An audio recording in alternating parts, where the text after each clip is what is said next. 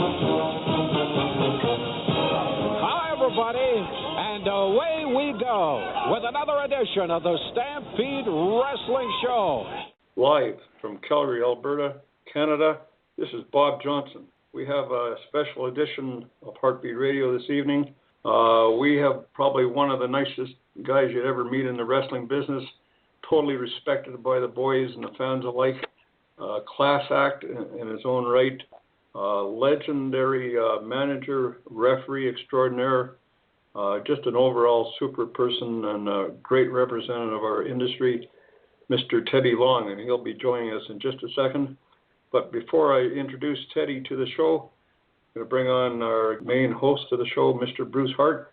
Thanks, Bob. I'm really delighted to have a chance to talk to Teddy. You know, I've crossed paths with Teddy back in the day a few times with my old friend Brian Pillman and my brother Owen and Brett, and even a few years back when we did WrestleMania at Phoenix.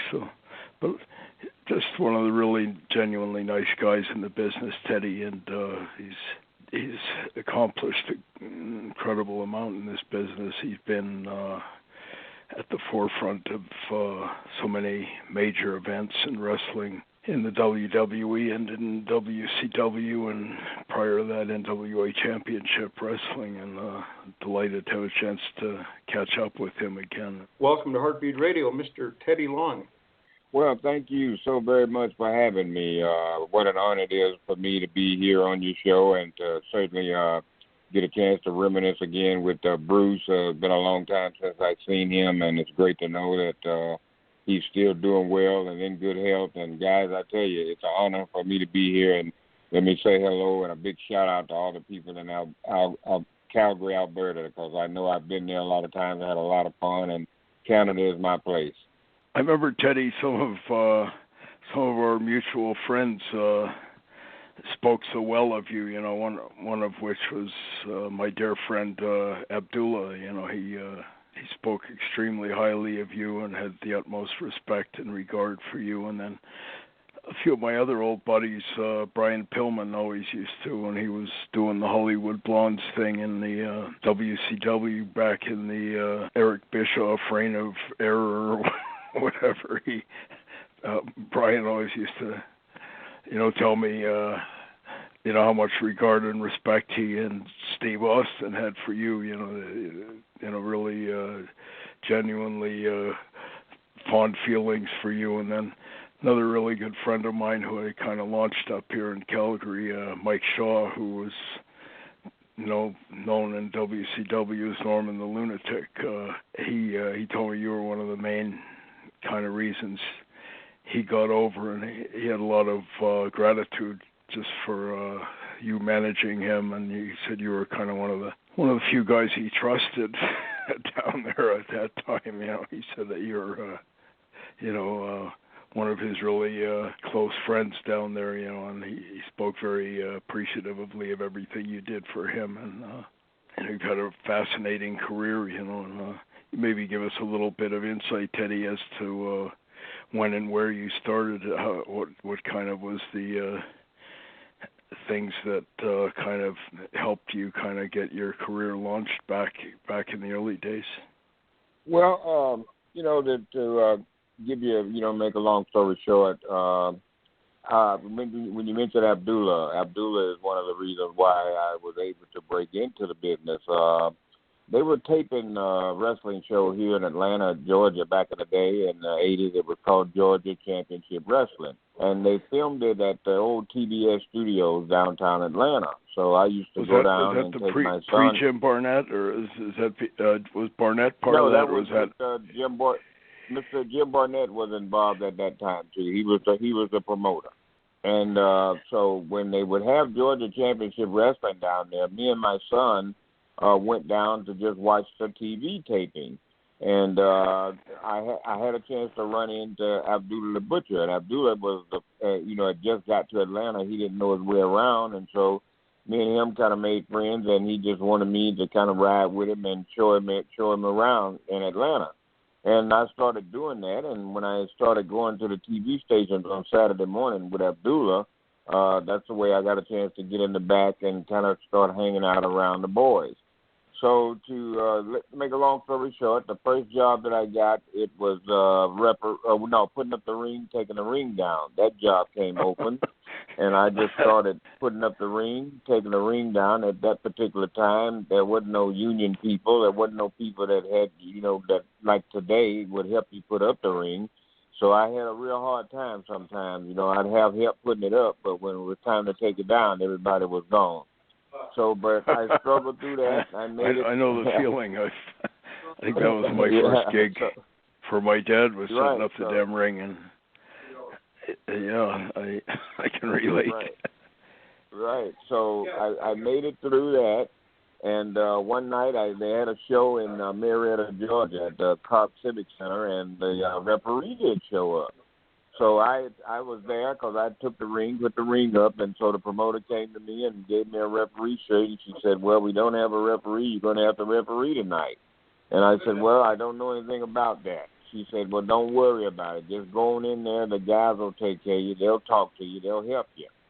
So that's how I started refereeing. I started that night because the referee didn't show up, and then Dusty Rhodes, God rest his soul, he gave me my first job. He hired me as a referee. So I started refereeing in the NWA, and then when Ted Turner bought it, it was WCW. I continued to referee there. And then finally I started riding with a guy named Bruce. I know you're familiar with this guy, a guy named Kevin Sullivan. And, an old Stampede Wrestling alumni, yeah. Yeah, and along with him was another guy, I'm sure you know, was Hot Stuff Eddie Gilbert. Oh, and, I know both those guys pretty well, yeah. Well, I started riding with those two guys, and I started telling them when I was a kid that my background was a DJ. I was a disc jockey on a radio station. And so I would always turn the radio down. We'd get to riding, and I would DJ for them, and they thought that was real impressive because I could talk. And so they went to Jim Ross, they went to Jim Ross, who was in charge at the time, and they told Jim Ross, said, hey, man, we've been riding with Teddy Long. This guy can talk. We need him to manage. And so that's how I started managing. They convinced Jim Ross to do it, and so I went into managing, and then I started with Butch Reed and Ron Simmons. And, before I had them, I had Mike Shaw, God rest his soul. He was Norman the Lunatic. Oh, he was one of the first guys that I got. That's right. The first night that I walked out in Fayetteville, North Carolina, I had Norman the Lunatic, Mike Shaw. He was one of the first guys that I started managing. Yeah, I remember talking to Mike around that time, Teddy, and he used to call me when from down in Atlanta, and I remember he was always telling me, what a great job you were doing for him as a manager. He said that I got this former referee named Teddy Long, and he had nothing but really nice things to say about you. He said you were doing a great job, and he had a lot of gratitude for, he said you really helped get his gimmick over down there when and he said it was kind of an odd gimmick where he was playing a half lunatic or half retarded or something like that. And he said you did a really good job filling in the blanks for him. Right. Well, let me say this too. God rest his soul. He did a great job too, because the only way guys can get over, you have to be a team. Everybody has to be on the same page, and everybody has to be willing to do business and to do whatever it takes to get each other over. So Mike and I became a team. You know what I mean? He loved me. And that's exactly very, very well put. Because too many guys, I'm not sure if they overlook that or they become egocentric, but if you're not working together and you're not pulling all in the same direction, it doesn't work as well as it should, and I've seen that all too often, but were you there, Teddy, during the I know at one point they flew me down there to discuss booking and all that stuff, and this is right around the time when they did that I refer to as an abortion at the beach with I think it was in St. Petersburg with the boat blowing up, and I think Davey and Sting were there, and Colonel Parker, as they called him, Robert Fuller, and I think Vader. Yeah, it was a pay-per-view there in St. Petersburg, Florida. Yeah, I was right there. Yeah, they were doing, it was around the time when they were starting to do the Orlando Disney World or wherever they were doing MGM Studios or something like that. And right around the time they had Mick Foley right at that same time, and he was playing a home. They had him. He had lost his marbles, or was had amnesia, or and they had him out playing a homeless person. I remember they had, I think, Pez Whatley and a bunch of those guys pulled up in a limo, and Mick Foley was playing some kind of a homeless person begging in the streets, and they pulled up in the big stretch limo and beat up Mick Foley and stole his can of nickels and dimes or something like that.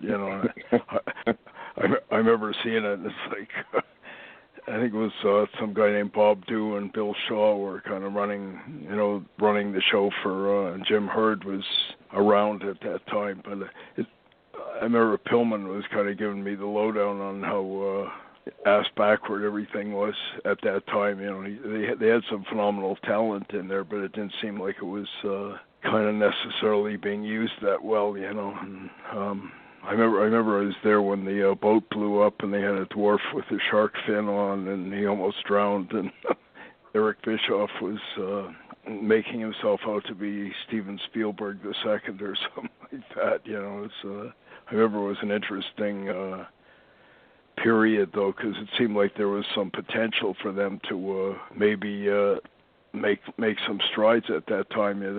They had a hell of a crew there, some incredible talent with, I think, Steve Austin and Pillman and Barry Windham and Bader, and I think Sid was there, and Bobby Eaton and a few others, and yourself, and it seemed like there was enough ingredients there to take it someplace, and then seemed to, I don't know what happened the next few years, that they seemed to lose some incredible talent. I think Mark Callis was there too at that time, if I'm not mistaken. Taker was around at that time too, or maybe I think he had already left at that time actually, but I think I had seen him down there before. Well, I'll touch on that. You're exactly right by saying that there was a lot of great talent there, and there was a lot of potential there. And I think that at one point in time, I think that they wanted to do the right thing. I think they wanted to try to, use guys right and try to put the company in the right direction and to try to make money. But I think there were a lot of people, like a lot of people can't stand success. So sometimes success can come too soon for some people. And I think that there were a lot of people there that were in power that couldn't stand success. And they couldn't stand, having a whole lot of money. I think greed played a lot in that too. I mean, there were a lot of guys there making a lot of money that were not, some of them that never even showed up to work, and some of them didn't even work half of the time. So I think greed had a lot to do with it, and I think that just, that everything just kind of got out of control, and once the train jumped the track, then, it's kind of hard to get it back on. I've said it many times. I think ultimately it would have been good for the business if there was some kind of so-called competition or something that would kind of, in its own way, it would have kept Vince honest, in my estimation.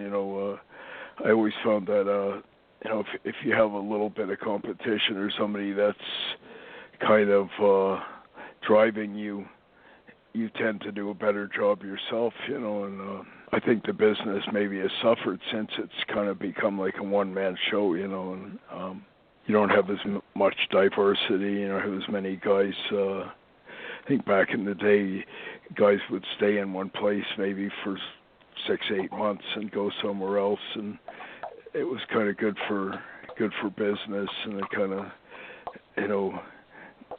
sustained a lot of things. But I can say this too.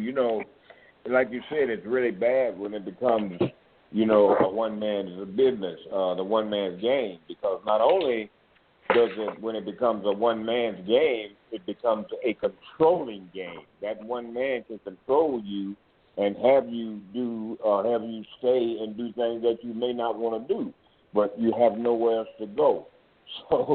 So you know what I mean? You're just caught between a rock and a hard place. And I think even, I tell Vince that to his face too. I've got a caller, a good friend of the Hart Beat Radio. He's a good friend of ours, and he's been on our show a few times. Area code 404. Hello. That sounds like the great Abdullah the Butcher. Welcome to Hart Beat Radio, Abdullah. Yeah, it's always a pleasure to come on you guys' station. How's everything going? I'm delighted. I'm glad you had a chance to call in and say hi to your dear friend Teddy. I seen him over in New York, when he was in New York with me, with autograph session. Yeah, I was just telling them, we were talking about you before the show started, and I told them how you played a great part in me becoming involved in professional wrestling. I had a chance to meet you first, and I was driving you around, showing you around, and you took me down to the TV stations in Atlanta, and you were really a big part of me getting involved in the wrestling business, and I was telling him that story earlier when we got started. Just going to ask Teddy, when did you first meet Abby? Well, I met her in the 80s when back at the Georgia Championship Wrestling, when I was just standing outside, in line waiting to try to get in to see the taping. And me and him started talking, and he just didn't know his way around. He just needed somebody to kind of show him around. So that's how I hooked up with Abby. Were you initially a referee at that point, Teddy, or did you ever manage Abby? Or? Well, you know what? I did. I think me and Abby, we did a show one time for Mike Jackson. I think we did somewhere in Alabama. And I think Abby worked that night with Austin Idol. And I did manage him that night because I will never forget, Austin Idol told Abby, he says, Abby, please don't pull my hair. Don't pull my hair. And that's the first thing Abdullah did was pull his hair right out. Yes. I mean, Teddy Long was a great manager for, I can't think of the guy's name. He was a Jewish boy, and he looked like Little Richard.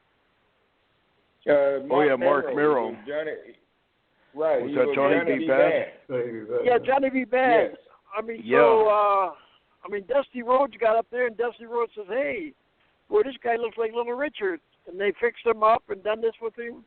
And then they bought Teddy Long, and then Teddy Long pushed him heavy. And then when he pushed him heavy, when he didn't need him no more, he dropped Teddy. Yep. Yeah, they told him that he didn't need me anymore. That's right. Yeah, but he never amounted to much after you left him either, as I recall. Well, after I left him, all he was entrance. Once you saw the entrance, that was it. Yeah, he kind of faded to black after you left him. Well, he came and told me that later on, too. He realized it, and then he came and he was real honest about it, and he came and told me, he said, wow, man, I sure do miss you. Well, that's to his credit then, I'm glad to hear that. Right. Well, speaking of him, I talked to him like a couple of weeks ago.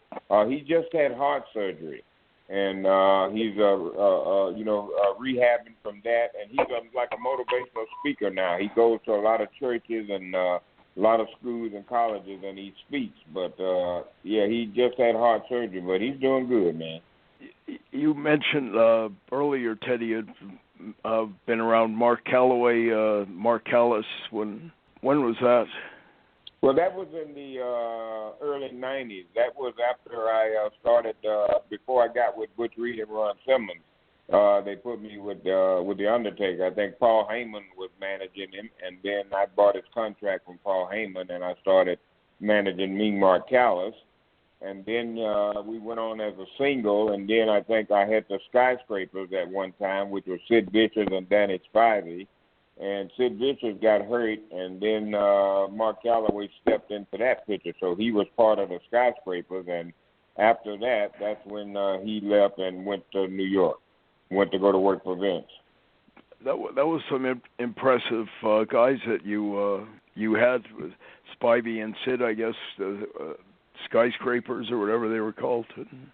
Who was the booker at that time in WCW? I guess Teddy was it called WCW at that time, or it was still called Georgia Championship?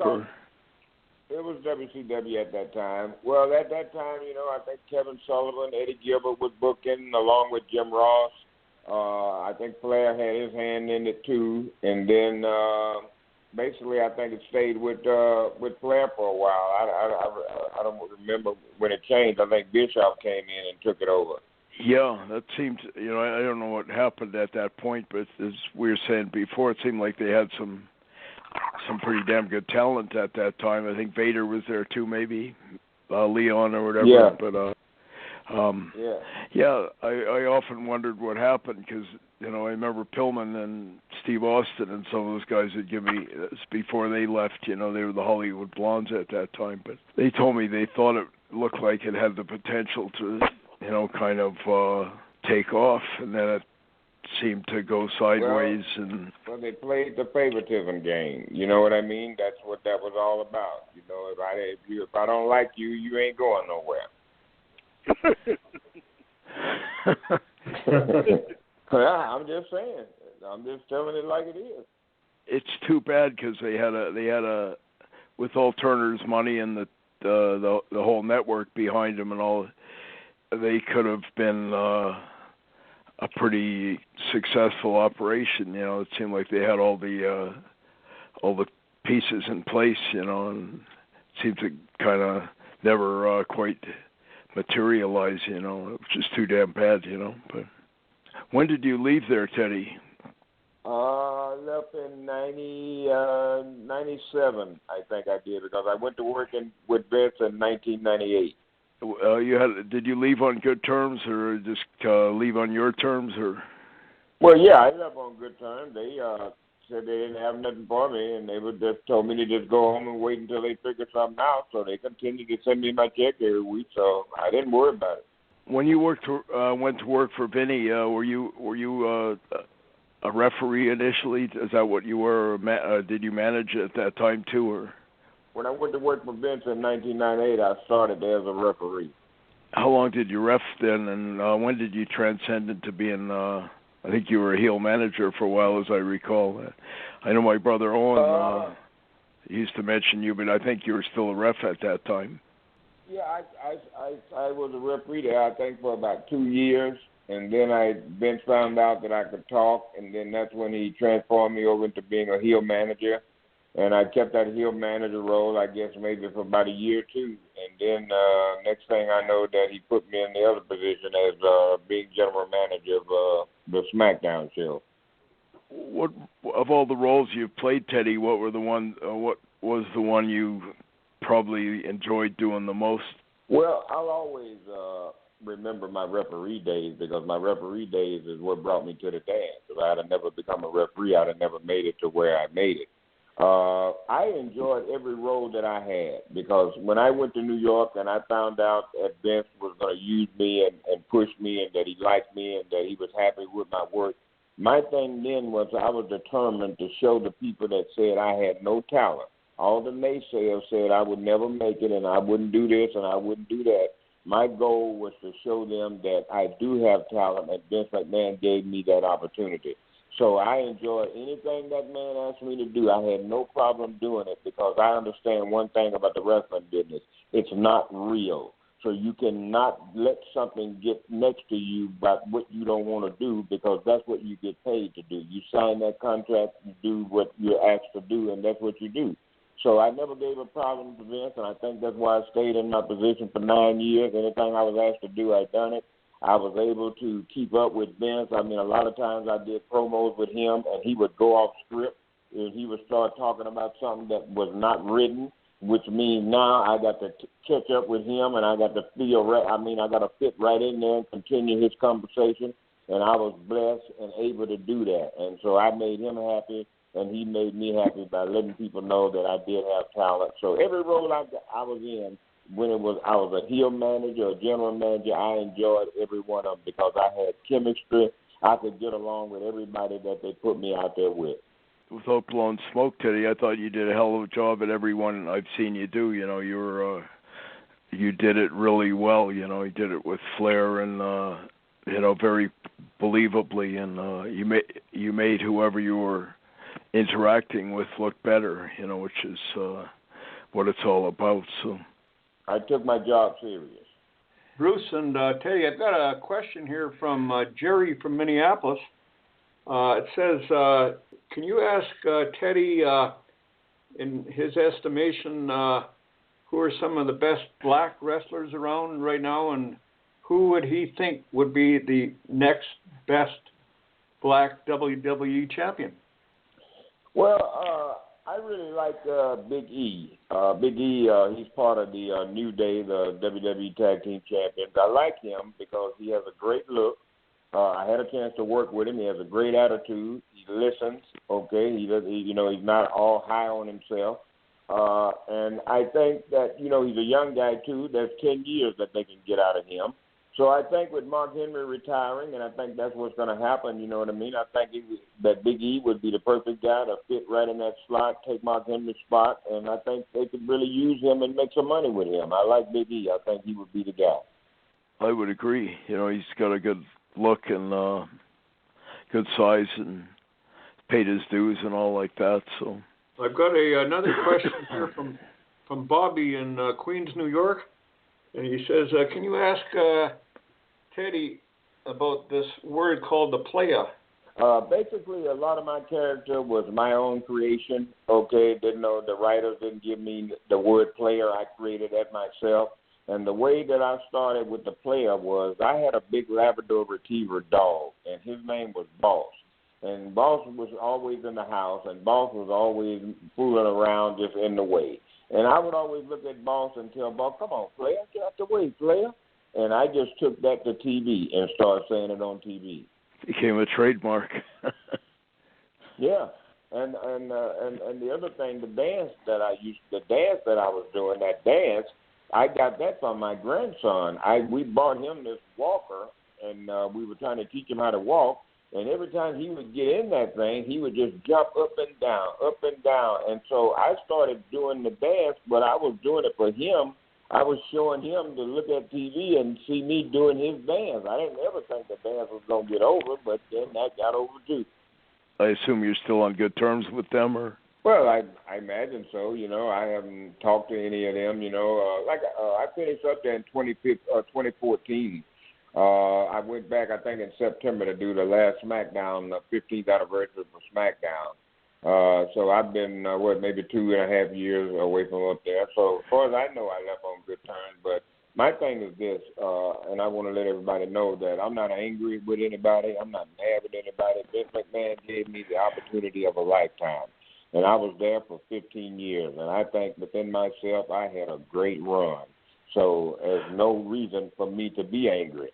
And so, Well, it's nice to hear somebody not whining or bitching or whatever, Yeah, I mean, it doesn't make sense. If I wasn't whining those whole 15 years, then why am I whining now? So, you know what I mean? It doesn't make sense. So I'm just saying, I just think it was, thank all the fans for all their support and everything. And I think Vince once again give me the opportunity. I had a great run. And I am so glad to be away from up there now, out of all that stress and all that traveling. I'm getting a chance to relax and rest and stay in the gym and trying to take care of my health and trying to stay alive now. And I'm out on the independent scene. I'm doing a lot of indie shows. I got my own website up. The people can go to that. It's at teddylong.com. Or you can go to my Twitter, follow me at TeddyPlayerLong. That'll let you know exactly where I'm going and what I'm doing. And so I'm just enjoying the rest of my life. That's all I can say. If they ever made you an offer again to come back, Teddy, when you mentioned Biggie, it's just as you were telling me that, I was saying, geez, that would be, in my estimation, a good fit if you maybe were like a manager for him and he maybe went singles. And but if they ever made any offers to you, do you think you'd consider it? Or?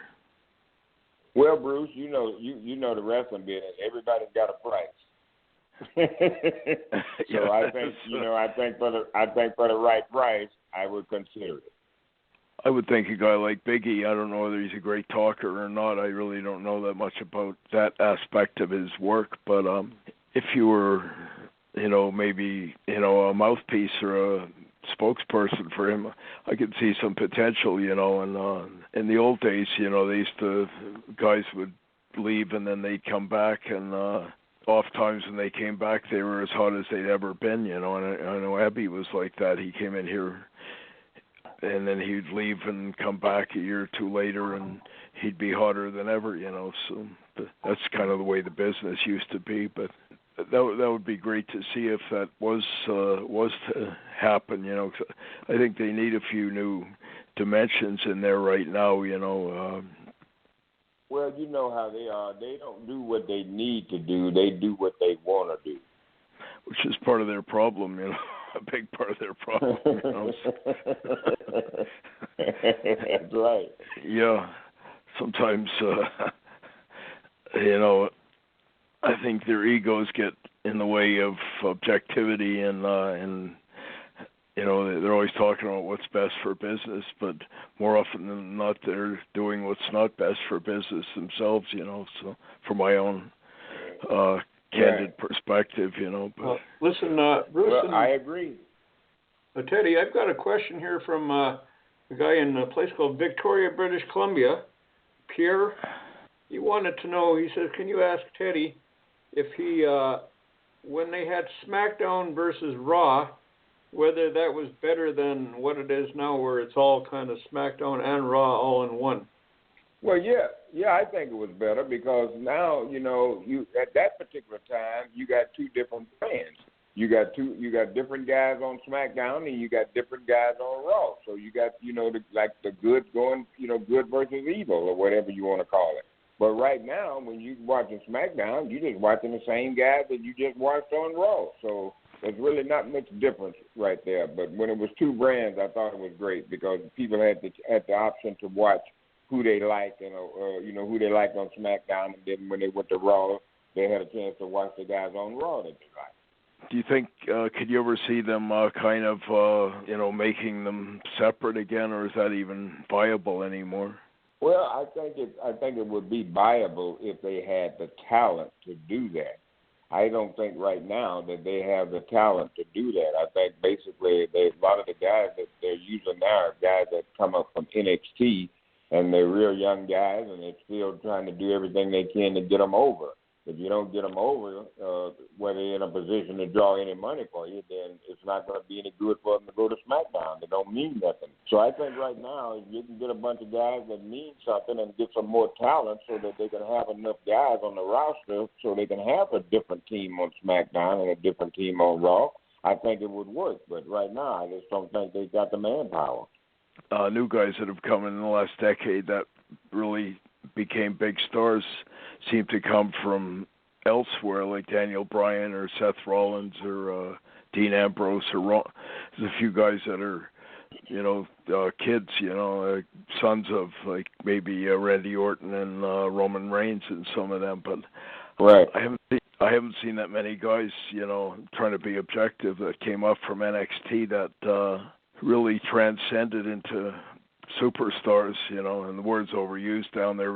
Tom, Dick, and Harry's a superstar now down there. But well, what I would think, that would be is because the business has changed. We're in the 20th century now, and I think a lot of the young guys that they got in NXT, that they're training, I don't think they understand the business, Bruce, as we understood it.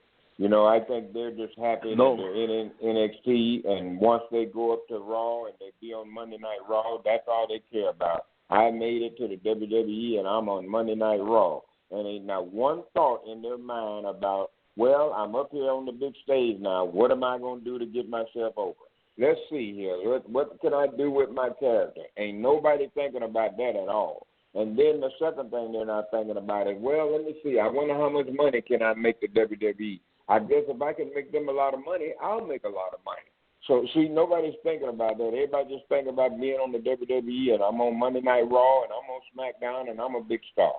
Oh, yeah, I totally agree. I think back in the day, Teddy, I'm sure Abby would agree, guys, they would have to go to a few territories before they got everything down, learning how to work, ring psychology, understanding the business and all. And I don't know whether NXT, you can only learn so much in kind of that sort of a sterile environment. But in the old days, a guy would usually go to a few territories and try different things and work with different guys and work heel and work face. And they used to do that all, Bruce, out of... Bruce, there are no territories. There's nowhere for them to go.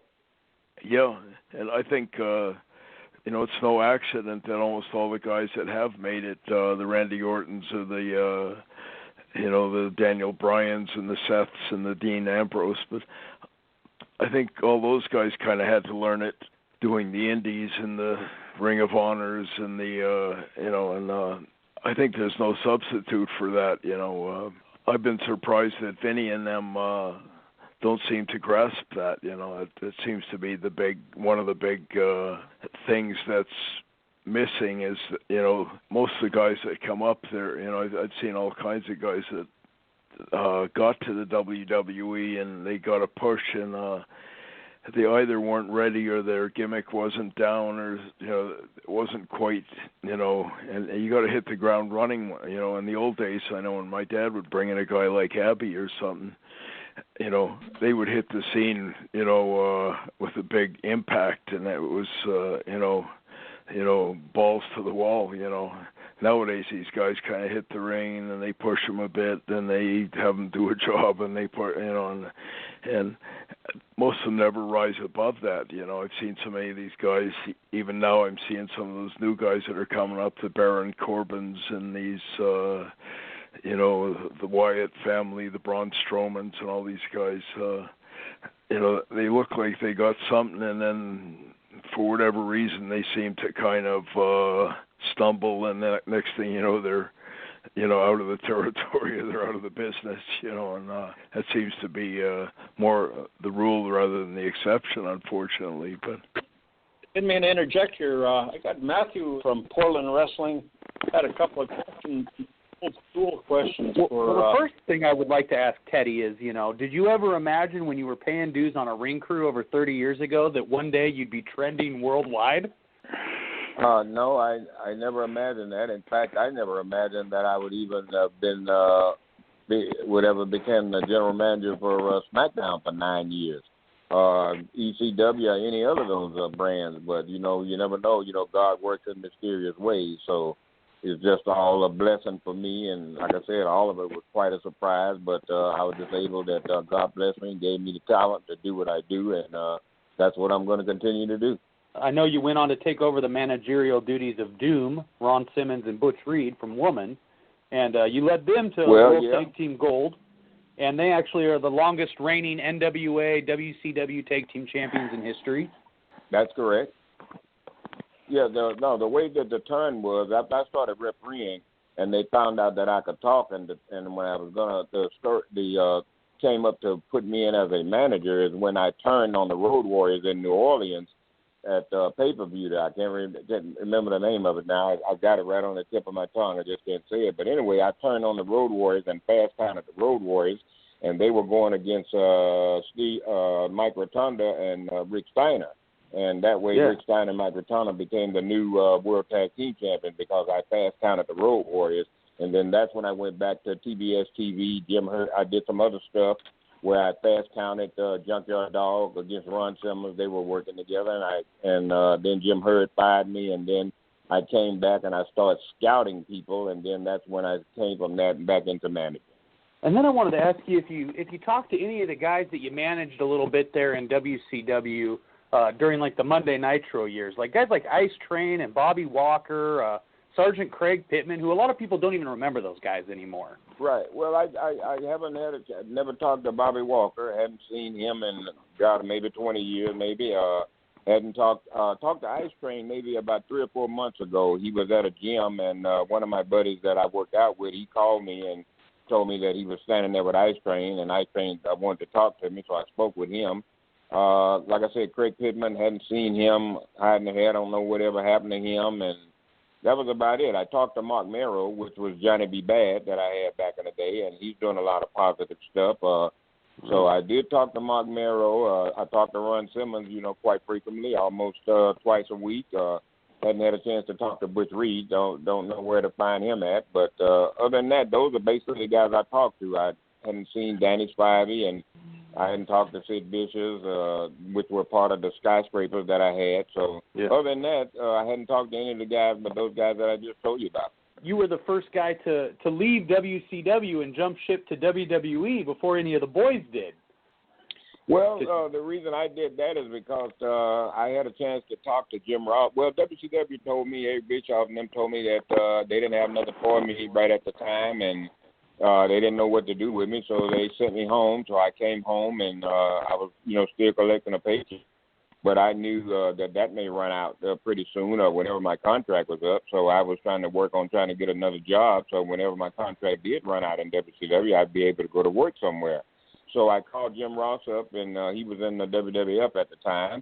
And I talked to him and told him what was going on with me in WCW. And he said, okay, no problem. I'll talk to Vince, and we'll see can we find something for you here in the WWE, and we'll bring you in here. And so, he did do that. I went in the WWE in 1998 as a referee, and Jim Ross hired me there, and I stayed referee for a while. And then after Vince McMahon found out what I could do, that's when he transformed me, put me from a referee into managing, and I started managing guys like Mark Henry and Rodney Mack. I had Mark Gentrek, the Reflection of Perfection. I also managed Jazz, who was Rodney Mack's wife. And I did a lot of managing there, and then after Vince seen that, then he put me in the role of being the general manager of Smackdown.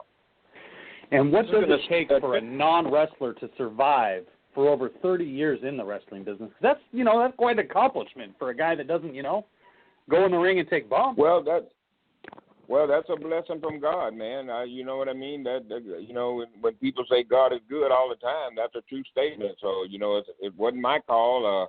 I can't answer that question, so all I do is just leave it up to God, and I think that's it was a blessing for me to last, and I'm still continuing to involve myself in the wrestling business. One of the reasons Teddy's lasted as long and whatever is because he knows how to play the game.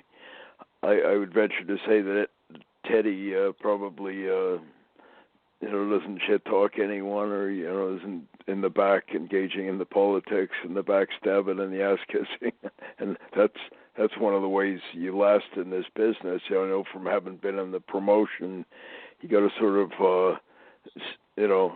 stay out of the crossfire and don't get caught up, and and I've seen a lot of guys who had a lot of talent opening their mouth at the wrong time or bitching, or and I know just from my own perspective, from having been in the promotion, I'm sure Vince is the same. They test you, they'll have you do a job, or they have you do something that you might not want to do, and then they wait to see what your reaction is, and if they discern any negative, then all of a sudden, those guys seem to be the ones who they pull the rug out from under them, and so you got to be playing the game. I'm sure Teddy, understands that, and that's why he's not only lasted, but I've never heard anyone say a bad word about Teddy, and in the wrestling business,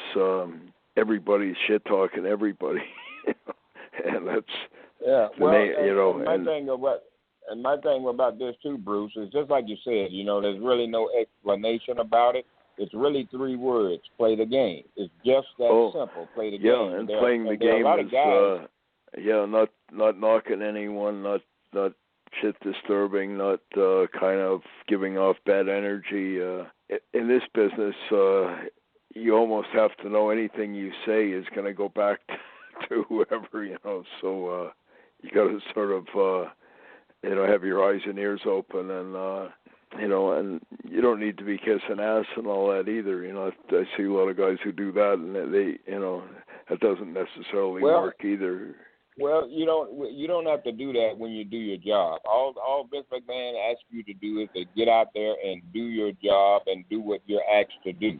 And if you can do that, why would you kiss ass? You don't need to kiss ass. Just do what the man asks you, and that's all you got to do. That's all I did. I did my job, and I tried to, and I made Vince happy, and that's all I was concerned about. I didn't care about anything else around there but making him happy. And if I made him happy, then I know that I would survive. And so that's what you call playing the game.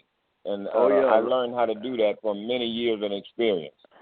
And I might add that every time in doing the job, Teddy, you always did a hell of a job at whatever role you were playing, you know.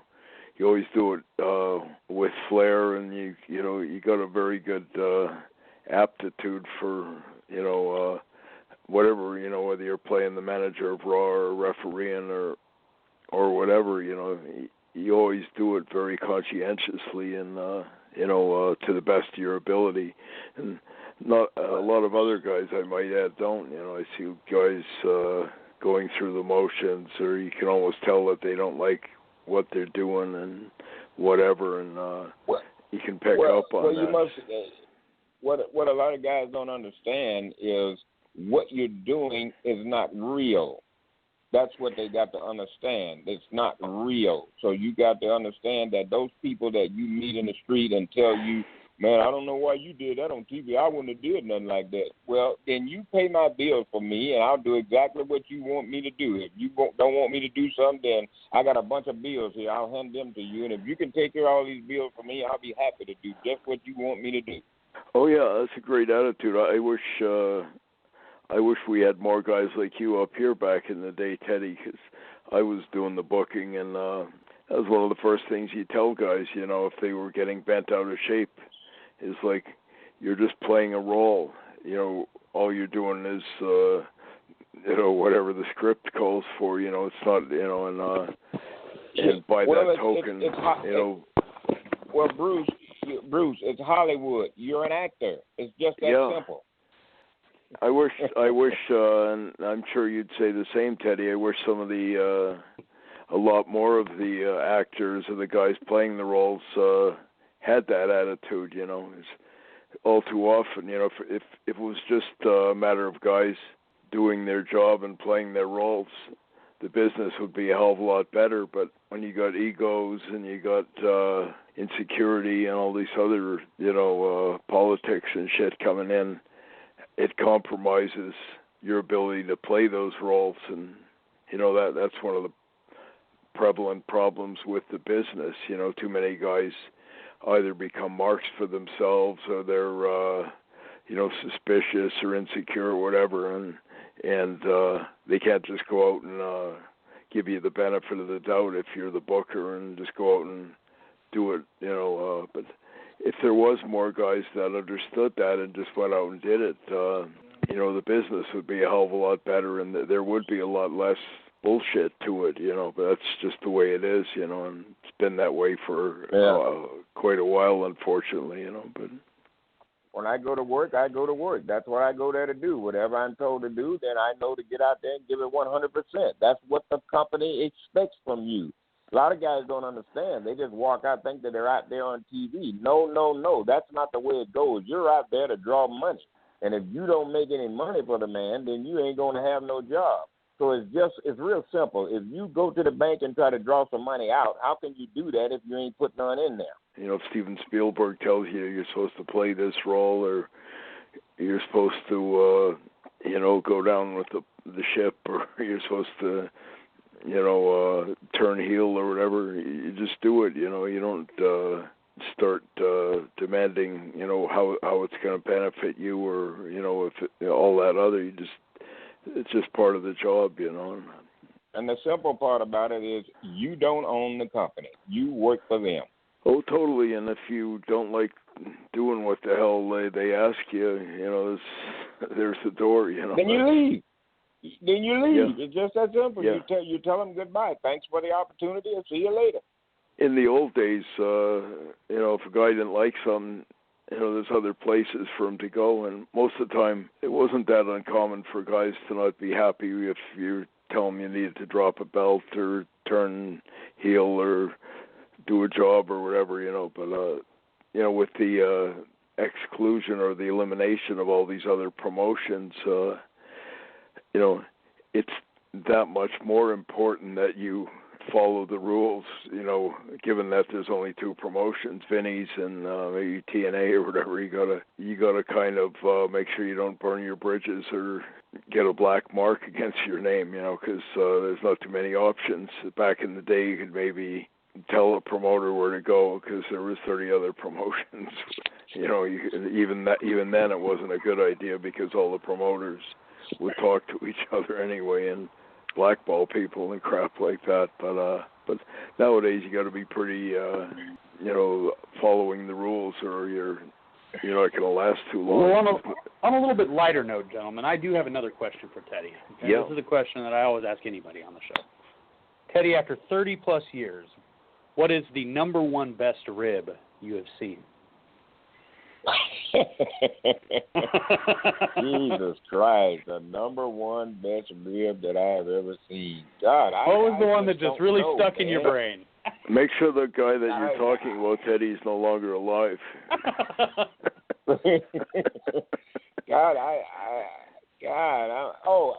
I don't know. I tell you what, the best rib that I've ever seen, and I was involved in it. It was, and this is to me is the best one. Is when I was managing Butch Reed and Ron Simmons. Well, one night we had all finished working, and everybody was getting me, Butch, Ron, we're getting dressed and ready to go. And I let Butch put his clothes on, get all dressed and everything. And then after he got dressed, I went and told him that we had to work again, that they wanted us to work twice. Somebody didn't show up. So that way, Bruce, Butch had to get all dressed all over again, put his clothes back on, and get dressed to work again. And I waited until he got undressed, put his tights on, put the tape on his arms, shoulders, and everywhere. And then I told him that I was ribbing, that he didn't have to wrestle. And whether I thought he was going to kill me, I had to run for my life. So that's about the best one that I've seen. That's good. Oh, I'd just like to thank you for joining us, Teddy. It's always a pleasure. I have the utmost respect and regard for you, and I know my brother Brett and company as well do. You know, as I said before, I'm not ass-kissing either. Almost everyone I speak to in the business has nothing but nice things to say about Teddy Long. You know, in and out of the ring, he does a great job, and he's a great guy to have in the dressing room, and just a good team player. So, I'd just like to thank you for joining us. Always a pleasure, and enjoy your intelligent and well-considered answers. You know, and I wish there was more guys like you in the business. It would be a hell of a lot better. So. I'd certainly love to have you on any time in the future. You know, sometimes we get a few of your old cronies on here, so it'd be nice to have you maybe join in with some of them. So I just want to say I appreciate that. Thank you very much, Bruce, and you know, it's always a pleasure to be on with you and Bob. And thank you guys so much for having me. And like I said, you know, we'll give this a little while, and maybe we can do it again, and maybe we'll have some fresh and interesting and good news for the fans next time. Yeah, I'm hoping maybe the next time we talk to you, you're the official GM of Raw or whatever, and you know, we'll take it from there. But all right, well, thank you guys again. Once again, thank you so very much, man, and it's always my pleasure to come on and talk to you.